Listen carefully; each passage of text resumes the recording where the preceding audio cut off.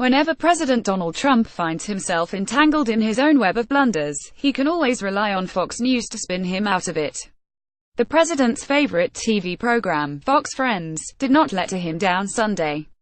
Pete Hegseth, one of the most prominent sycophants at Fox News, came to the president's defense following the national outcry over Trump's statement on the white supremacist terror attack in Charlottesville, Virginia. "I think the president nailed it," Hegseth said of Trump's vague statement on the attack.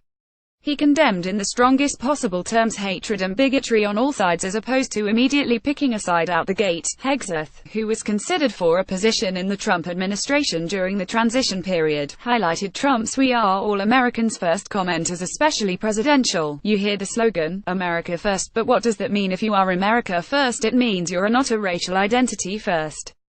You're not a class first. You're not a gender first. You're not a sexual orientation first. You're not another country first.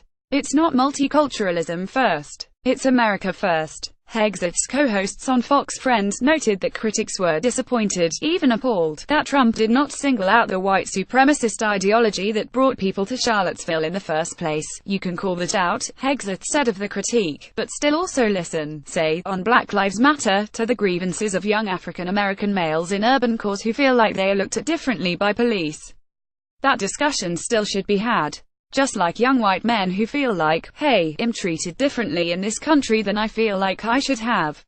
I've become a second-class citizen. None of it, they tell me I have white privilege, none of that justifies racial preferences or violence at all," he continued.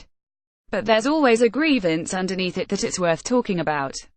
And we should never live in such a politically correct culture that we can't at least have a conversation.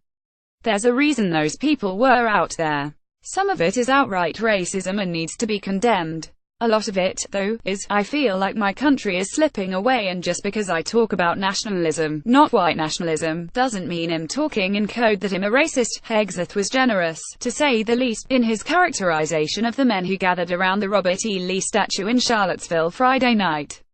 The men who descended on Charlottesville this weekend were not just nationalists. They were white nationalists who advocated for a country without Jews and black people. They sang songs that were popular during the height of Nazism.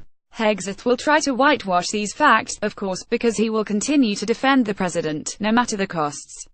Watch the segment below, courtesy of Media Matters.